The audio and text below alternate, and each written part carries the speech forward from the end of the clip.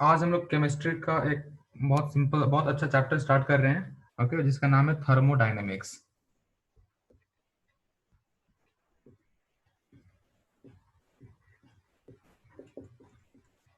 Okay, thermodynamics. तो basically thermodynamics मतलब क्या होता है? थर्मो थर्मो मतलब क्या हो जाता है? हीट। ओके। और डायनेमिक्स तो पता है आप लोगों को, डायनेमिक्स मतलब क्या होता है? मोशन। ओके। तो अगर आपका हीट, जो भी यहाँ पे हीट है सिस्टम का, मतलब जो यहाँ पे जो कुछ भी हीट होगा, अगर वो हीट इन मोशन हो, अगर वो हीट क्या हो, मोशन में हो, तो उस कॉन्सेप्ट को हम लोग क्या बोलते हैं? उस कॉन्सेप्ट को हम लोग बोलते हैं थर्मोडायनेमिक्स। बेसिकली थर्मोडायनेमिक्स देखा जाए तो एक, अगर प्रॉपर वे से स्टडी नहीं किया तो बहुत कॉम्प्लिकेटेड हो जाता है ये। इसमें बहुत सारे कंफ्यूजन्स क्रिएट हो जाते हैं।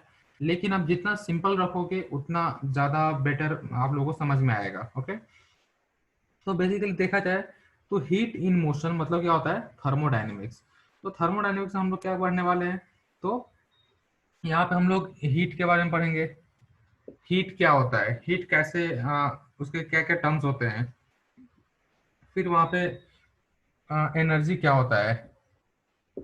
फिर ये जो भी हीट एनर्जी जो कुछ भी है वो कैसे कैसे चेंजेस होते हैं, उसमें क्या होता है, उसमें सिस्टम क्या होता है, उसमें सराउंडिंग क्या होता है, सिस्टम क्या होता है, सराउंडिंग क्या होता है, सिस्टम कितने टाइप्स के होते हैं। ओके। डिफरेंट डिफरेंट टाइप्स के हम लोग प्रोसेसेस देखेंगे। तो इस अकॉर्डिंग हमारा क्या होने वाला है, ये थर्मोडायनेमिक्स का जो चैप्टर है, ये थोड़ा सा लंबा जाने वाला है और बहुत अच्छा चैप्टर है ये। ओके। तो हम लोग अभी स्टार्ट करते हैं थर्मोडायनेमिक्स। ओके, यहाँ पे जस्ट बेसिक देखने आपने क्या देखा कि थर्मो मतलब क्या होता है? थर्मो मतलब हीट, और डायनेमिक्स मतलब मोशन। ओके। तो हीट इन मोशन मतलब क्या? थर्मोडायनेमिक्स। ओके, अगर देखा जाए तो इसको हमने अगर डिफाइन किया, ओके, तो क्या बोलेंगे?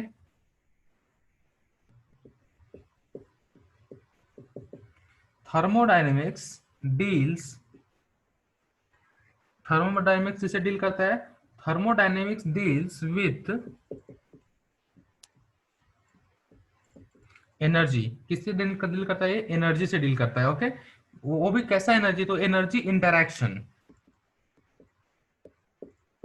और एनर्जी इंटरैक्शन किसके बीच में होता है? तो कम से कम किसी चीज का इंटरैक्शन होने के लिए वहां पे दो बॉडी होना चाहिए। ओके। तो thermodynamics deals with energy interaction between,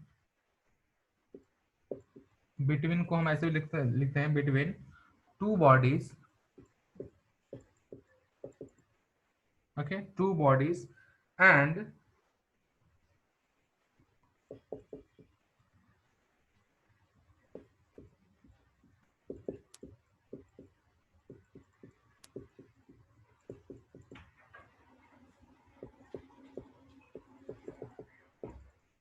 okay. तो ये देखो यहाँ पे थर्मोडायनेमिक्स का हमने बेसिक एक डेफिनेशन लिया। क्या? कि हीट इन मोशन। थर्मो मतलब होता है हीट और डायनेमिक्स मतलब होता है मोशन, तो हीट इन मोशन। बट अगर आपको कभी पेपर में आया या कहीं पर अगर पूछा जाता है कि थर्मोडायनेमिक्स को थॉरली डिफाइन करो, तो आप क्या बोलोगे? Thermodynamics deals with the energy interaction between two bodies. Okay. Thermodynamics में क्या होता है? एनर्जी का इंटरैक्शन होता है। इंटरैक्शन मतलब क्या होता है? लेन देन होता है। वहां पे एनर्जी का जो जैसे एक बॉडी हमारे पास, ये एक कुछ तो भी बॉडी है, मान चलिए ये एक बॉडी है, दूसरा बॉडी ये है। इसके बीच में एनर्जी का इंटरेक्शन होगा, एनर्जी से जाएगा नहीं जाएगा क्या होगा, वो सारे जो चीजें हैं वो क्या होता है, यहाँ पे स्टडी किया जाता है। तो इसलिए हम लोग इसे क्या बोलते हैं? थर्मोडायनेमिक्स। ओके। अभी इसके बाद हम लोग क्या करते हैं? बेसिकली देखा जाए तो थर्मोडायनेमिक्स क्या होता है? दो बॉडीज के बीच में है। ओके, इंटरेक्शन है। तो दो बॉडी के बीच में अगर इंटरेक्शन है तो यहाँ पे एक कॉन्सेप्ट आता है कि सिस्टम का, सराउंडिंग का, ओके, और यूनिवर्स का। ओके। तो थर्मोडायनेमिक्स में क्या होता है? System plus surrounding. Okay, system plus surrounding, ये दोनों मिलकर क्या बनती है, बनाते हैं? तो ये यूनिवर्स बनाते हैं। ओके। अब देखो सिस्टम मतलब क्या है और सराउंडिंग मतलब क्या है वो समझ लो। सिस्टम मतलब होता है कि the thing part of universe, part of universe which is under observation, observation okay. तो यूनिवर्स का एक ऐसा पार्ट जो हमारे ऑब्जर्वेशन में है, मतलब क्या कि जिसे हम डील कर रहे हैं, जिसे हम इन्वेस्टिगेट कर रहे हैं, एक ऐसा पार्ट जिसे हम लोग इन्वेस्टिगेट कर रहे हैं। लेटर अज्यूम आपके पास अगर अभी मोबाइल फोन है, ओके, तो आप अभी देखा जाए तो मोबाइल फोन पे क्या कर रहे हो, प्रॉपरली आप उसे देख रहे हो, उसे ऑब्जर्व करो, उसे इन्वेस्टिगेट कर रहे हो, ओके। तो यहाँ पे मोबाइल फोन आपके लिए क्या है, मोबाइल फोन आपके लिए सिस्टम हो गया, ओके। चलो, अब सराउंडिंग क्या है, तो अगर सिस्टम को छोड़ दिया जाए, ओके, सिस्टम को अगर छोड़ दिया जाए तो जो कुछ ही बचेगा ना वो सराउंडिंग हो जाता है, एक्सेप्ट सिस्टम। सिस्टम को छोड़ करके जो कुछ ही बचता है वो क्या होता है, सराउंडिंग बच जाता है। तो सराउंडिंग मतलब क्या, अगर मैं बोलूं कि आपके लिए, अगर आप अभी मोबाइल पे देख रहे हो, ओके, तो आपके घर में जो भी आपके पास बुक्स रखे होंगे वो क्या होंगे, वो आपके लिए सराउंडिंग हो गए, ओके। उसके अलावा देखा जाए तो आपके पेरेंट्स कहीं भी कुछ काम कर रहे होंगे, वो क्या होंगे, आपके लिए वहां पे सराउंडिंग हो गए। मतलब आप जिस चीज को कंसिडरेशन में रखे हो उसके अलावा हर एक चीज आपके लिए क्या होगा, सराउंडिंग होगा। अगर अभी हम लोग क्या, आप मोबाइल पे देख रहे हो, अगर मैं दूसरे किसी प्लैनेट की बात करूं, ओके, कोई प्लैनेट है दूसरा, तो वो प्लैनेट क्या हो गया, वो आपके लिए सराउंडिंग हो गया। तो देखा जाए बेसिकली तो क्या होता है, सिस्टम क्या होता है, the part of universe which is under consideration और ऑब्जर्वेशन, ओके। जो हमारे ऑब्जर्वेशन में है वो क्या होते हैं, सिस्टम होते हैं, और जो हमारे ऑब्जर्वेशन में नहीं है वो क्या होता है, वो सराउंडिंग हो जाता है, ओके। अभी देखो, यहाँ पे आपका ऐसा कुछ मोबाइल है, मोबाइल को छोड़ करके हर एक चीज, मैंने क्या बोला, सराउंडिंग, इधर का सब पूरा दुनिया उसको छोड़ दिया जाए, उसके अलावा जो कुछ भी है सब क्या है, सराउंडिंग है, ओके। तो बेसिकली देखा जाए तो सिस्टम और सराउंडिंग के बीच में, ओके, सिस्टम ये है और सराउंडिंग ये है, इसके बीच में क्या होना चाहिए, सिस्टम और सराउंडिंग के बीच में एक बाउंड्री होता है, क्या होता है, बाउंड्री,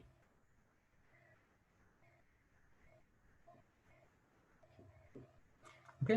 तो बाउंड्री बेसिकली क्या होता है कि जो चीज एक ऐसी ऐसा चीज जो सिस्टम और सराउंडिंग दोनों को क्या करे, सिस्टम और सराउंडिंग दोनों को सेग्रीगेट कर सके, दोनों को क्या करे, ये सिस्टम अलग है और सराउंडिंग अलग है, वो बताने वाला जो चीज होता है, वो बताने वाला जो जो कुछ भी होता है उसे हम लोग क्या बोलते हैं, उसे हम लोग बाउंड्री बोलते हैं, ओके।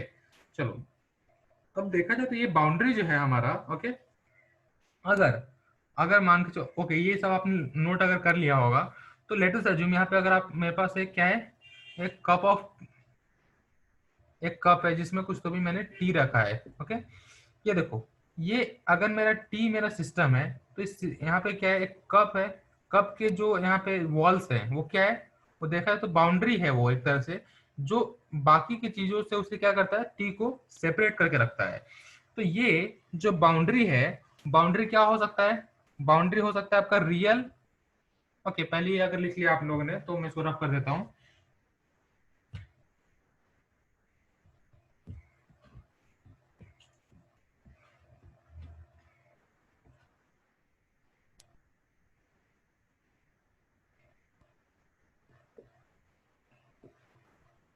ये बाउंड्री है हमारा, ओके। तो बाउंड्री हमारा क्या हो सकता है, बाउंड्री हमारा या तो रियल या फिर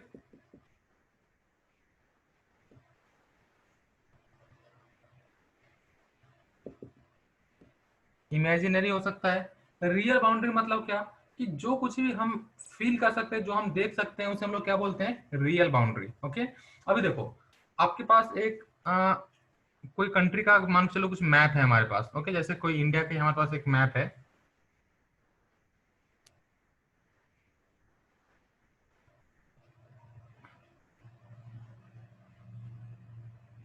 मान के चलो ऐसे कुछ तो भी एक मैप है मेरे पास। इस मैप में क्या होता है, स्टेट्स का क्या होता है, हमने बाउंड्री सेट करके रखा है, तो वो रियलिटी में दिखता है क्या, वो अवेलेबल नहीं है, रियल नहीं है, बट हम लोग उसे क्या बोल सकते हैं, वो बाउंड्री है, मतलब वो इमेजिनरी हो रहा है वहां पे, ओके। जैसे, और इसके आप बहुत सारे एग्जांपल देख सकते हो कि रियल बाउंड्री क्या होता है, इमेजिनरी बाउंड्री क्या होता है, ओके। तो ये एक तरह से देखा है तो बाउंड्रीज के कितने दो टाइप्स हैं। ओके, दूसरा, जो भी बाउंड्रीज हैं वो कभी कभी बाउंड्री क्या होते हैं, रिजिड होते हैं, और कभी कभी क्या होते हैं, फ्लेक्सिबल होते हैं। ओके, रिजिड भी होते हैं और फ्लेक्सिबल भी होते हैं। रिजिड मतलब क्या, कि जो एक बार फिक्स बन चुका बाउंड्री वो वही रहेगा, लेकिन फ्लेक्सिबल क्या होगा, फ्लेक्सिबल बाउंड्री क्या हो सकता है, चेंज हो सकता है। ओके, अभी देखो, ये हो गया हमारा बाउंड्री के बारे में हमने बात कर लिया। इसके बाद ओके, इसके बाद हम लोग क्या करते हैं, चलो बाउंड्री तो आपने समझ लिया, लेकिन अब थर्मोडायनेमिक्स के डिफरेंट डिफरेंट जो भी कुछ कॉन्सेप्ट्स है। ओके, अभी मैंने सिस्टम के बारे में बताया आपको, सराउंडिंग के बारे में बताया, बाउंड्री के बारे में बताया। अब जो भी कुछ हमारे पास सिस्टम है, वो सिस्टम के भी अलग अलग टाइप्स होते हैं। ओके, वो सिस्टम के क्या होते हैं, अलग अलग टाइप्स होते हैं। तो सिस्टम के कितने टाइप्स हैं, कौन कौन से सिस्टम होते हैं, वो सब हमें अभी स्टडी करने की जरूरत है। तो अभी हम लोग क्या करते हैं, टाइप्स ऑफ सिस्टम लिखते हैं यहाँ पे। आज का लेक्चर जो भी कुछ है पूरा बेसिक होने वाला है, सिस्टम, सराउंडिंग, बाउंड्री, यही सब होगा पूरा। ओके, यहाँ पे मैंने सिस्टम लिख दिया। सिस्टम के टोटल 3 टाइप्स होते हैं।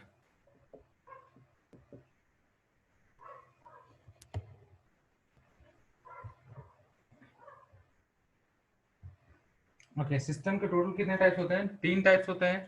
पहला होता है ओपन सिस्टम, दूसरा होता है क्लोज सिस्टम, तीसरा होता है आइसोलेटेड सिस्टम। ओके, पहला क्या होता है, open system,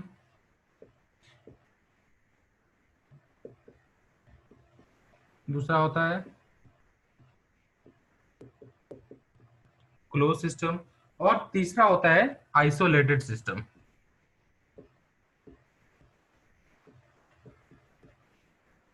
isolated system. Okay, अभी देखो ओपन सिस्टम मतलब क्या होता है, देखा जाए तो बेसिकली सिस्टम में हम लोग क्या करते हैं, मास और एनर्जी, क्या बोला मैंने, मास और एनर्जी। अगर ये एक हमारा सिस्टम है, ये क्या है, हमारे पास एक सिस्टम अवेलेबल है ऐसा। ओके, इस सिस्टम में अगर मैंने यहाँ से क्या किया, मास एक्सचेंज किया, ठीक है, मतलब ये मेरा सिस्टम है, तो इस सिस्टम में मास आ भी सकता है या जा भी सकता है, ठीक है, स्मॉल एम। ओके, ये मैंने क्या किया, इसके साथ अगर मैंने मास एक्सचेंज किया तो ये क्या होगा, ओपन होगा। साथ साथ मास एक्सचेंज करने के साथ साथ वहां पे क्या होना चाहिए, एनर्जी का भी एक्सचेंज होना चाहिए। मास और एनर्जी दोनों का एक्सचेंज होना चाहिए। मतलब क्या, कि मान के चलो आपके पास क्या है, एक कप ऑफ टी है,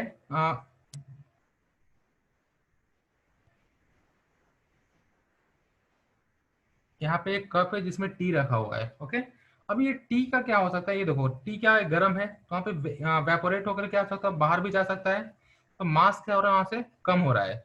दूसरी बात, वहां से एनर्जी भी फ्लो हो रहा है, जो भी आपका कप है, उस कप के बाहर क्या हो रहा है, एनर्जी भी जा रहा है। तो इसलिए देखा जाए तो कप ऑफ टी क्या है, एक कप ऑफ टी जो है वो ओपन सिस्टम का एक बहुत सिंपल सा एग्जाम्पल है। ओके, जैसे घर में सब्जी बनता है, तो सब्जी बनाते हुए कोई भी चीज बनता है घर में, अगर तो जो भी बर्तन होता है, बर्तन अगर ढका हुआ ना हो तो फिर क्या होगा, उसे हम लोग बोल सकते हैं ओपन सिस्टम। ओपन सिस्टम एक ऐसा सिस्टम है जहाँ पे क्या होता है, ओपन सिस्टम में आपका जो मास है वो क्या होता है, एक्सचेंज होता है। ओके, और साथ साथ मास एक्सचेंज होने के साथ साथ क्या होता है, वहाँ पे एनर्जी भी एक्सचेंज किया जाता है। तो जहां कहीं पे भी अगर मास और एनर्जी दोनों का एक्सचेंज हो, उस सिस्टम को हम लोग क्या बोलेंगे हमेशा, उस सिस्टम को हम लोग बोलेंगे ओपन सिस्टम।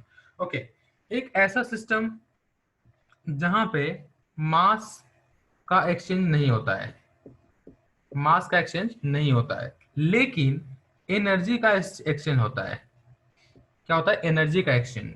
तो जिस सिस्टम में एनर्जी का एक्सचेंज होगा उसे हम लोग क्या बोलेंगे, उस सिस्टम को हम लोग बोलेंगे क्या, कि क्लोज सिस्टम है। ओके, जैसे एक कप ऑफ टी जो भी है आपके पास, लेटेस्ट जो में एक कप ऑफ टी क्या था यहाँ पे, अगर वो ओपन होता है, उसके ऊपर कोई लीड, उसके ऊपर कोई ढका हुआ नहीं रहता है अगर कुछ भी, तो वो ओपन सिस्टम है। लेकिन अगर उस कप ऑफ टी को अगर आपने ढक के रख दिया, देन वो क्या हो जाता है, देन वो क्लोज सिस्टम बन जाता है। ओके, तो अगर आपने किसी टी जो भी आपका पास टी का जो कप है उसे ढक दिया, वो क्या हो जाता है, एक क्लोज सिस्टम का वो एग्जांपल हो जाता है। ओके, अभी इसके बाद तीसरा जो टाइप आता है वो बहुत इंपॉर्टेंट है, वो है isolated system. Okay, isolated system में मास का भी एक्सचेंज नहीं होता और एनर्जी का भी एक्सचेंज नहीं होता है। ना ही मास एक्सचेंज होता है, ना ही एनर्जी एक्सचेंज होता है। तो आइसोलेटेड सिस्टम का एग्जांपल क्या होता है? तो आइसोलेटेड सिस्टम का आपका एग्जांपल है थर्मस फ्लास्क। ओके, जो भी हमारे पास थर्मस होता है, थर्मस में क्या होता है, अगर थर्मस में आपने गर्म पानी रखा तो वो गर्म रहता है, अगर ठंडा पानी रखा तो ठंडा ही रहता है। इसका मतलब क्या है? वो आइडियल केस में मैं बोल रहा हूँ कि अगर मान के चलो थर्मस में हमने गर्म पानी डाल दिया तो वो ठंडा नहीं होगा। रीजन क्या है? कि थर्मस का जो आउटर लेयरिंग, आउटर जो कवरिंग होता है, मान के चलिए अगर थर्मस है, ओके, तो इसका आउटर जो लेयर है ये क्या होता है? ये इंसुलेटेड होता है। क्या होता है? इंसुलेटेड होता है। तो इंसुलेटेड होने की वजह से वो क्या हो सकता है? इंसुलेटेड होने की वजह से वहां से जो भी कुछ एनर्जी है, वो एनर्जी हीट एनर्जी हो या फिर कोई भी एनर्जी हो, वर्क, तो वो एनर्जी क्या हो सकता है? बाहर नहीं आ पाएगा। ओके, इसलिए देखा जाए तो आइसोलेटेड सिस्टम क्या है कि एक ऐसा सिस्टम जहां पे ना ही एनर्जी का कोई फ्लो होता है, एनर्जी का इंटरेक्शन होता है किसी और के साथ, ना ही वहां पे मास का इंटरेक्शन होता है। ना मास वहां पे बाहर निकाल सकते हो आप, ना ही वहां से क्या निकाल सकते हो? एनर्जी निकाल सकते हो। तो इस टाइप का जो सिस्टम होगा उसे हम लोग क्या बोलेंगे? Isolated system. देखा जाए तो आइसोलेटेड सिस्टम में क्या होता है? जो भी बाउंड्री होता है, मान के चलो अगर ये एक आइसोलेटेड सिस्टम है, तो इसमें जो बाउंड्री है आपका, ये बाउंड्री क्या होगा? वो बाउंड्री हमेशा क्या होता है? रियल बाउंड्री होता है। ओके, वो क्या होता है? रियल बाउंड्री होता है आपका आइसोलेटेड सिस्टम में। चलो, अभी हमने जो क्लोज सिस्टम देखा, क्लोज सिस्टम में मैंने क्या बोला कि मास का इंटरेक्शन नहीं होगा। ओके, लेकिन वो जो एनर्जी का इंटरेक्शन होता है, तो एनर्जी का इंटरेक्शन दो वे से हो सकता है। ओके, एक हीट की वजह से, और हीट की वजह से दूसरा वर्क के वजह से। ओके, हीट के वजह से अलग तरीके से इंटरेक्शन होता है, और जो आपका वर्क है, वर्क के वजह से अलग एनर्जी होता है। ओके, तो बेसिकली देखा जाए तो एनर्जी को हमने क्या किया? दो पार्ट में आपसे स्प्लिट कर दिया, एक हीट की वजह से जो एनर्जी है वो, और दूसरा वर्क के वजह से जो एनर्जी है वो। तो इस तरह से हीट और वर्क दोनों अलग अलग फॉर्म ऑफ एनर्जी है।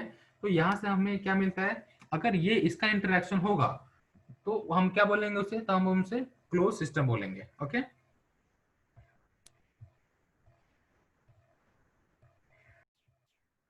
चलो फिर इसके बाद ये टाइप्स ऑफ सिस्टम हमने देख लिया, टाइप्स ऑफ सिस्टम के कुछ एग्जांपल्स भी देख लिए।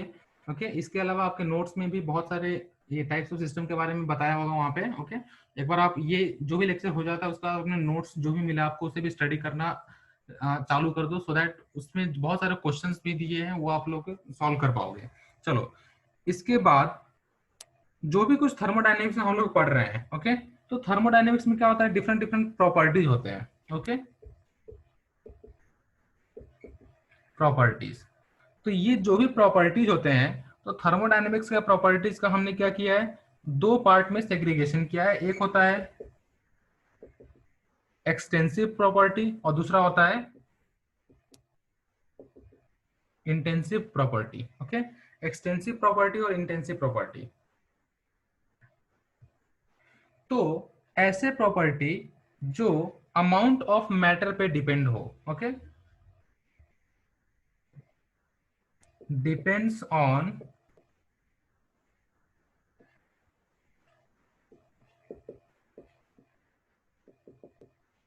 Amount of matter.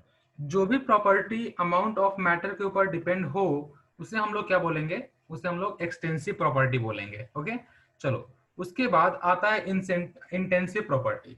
अब इंटेंसिव प्रॉपर्टी क्या होता है? तो intensive property does not depend on the size और amount of matter.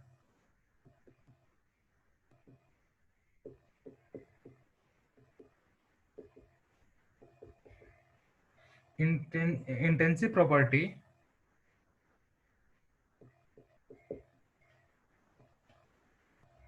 Does not depends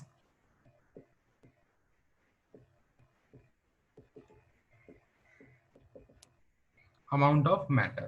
तो जो भी प्रॉपर्टी अमाउंट ऑफ मैटर के ऊपर डिपेंड ना करे उसे हम लोग क्या बोलते हैं? उसे हम लोग इंटेंसिव प्रॉपर्टी बोलते हैं। ओके, अभी देखो इसके एग्जांपल्स बताता हूं मैं आपको। मास, सबसे अच्छा एग्जांपल क्या है इसका? मास। ये देखो किसी भी प्रोडक्ट का कोई भी आपके पास अगर ऑब्जेक्ट है, उसका मास क्या होता है? उसका मास एक्सटेंसिव प्रॉपर्टी होता है। मास में जितना अमाउंट हो, जितना नंबर ऑफ ऑब्जेक्ट्स हो, उसके ऊपर क्या होता है, मास इंक्रीज और डिक्रीज करता है। मास क्या होता है, तो मास आपका एक एक्सटेंसिव प्रॉपर्टी है। दूसरा इसका एग्जांपल मैं बताता हूँ, वॉल्यूम।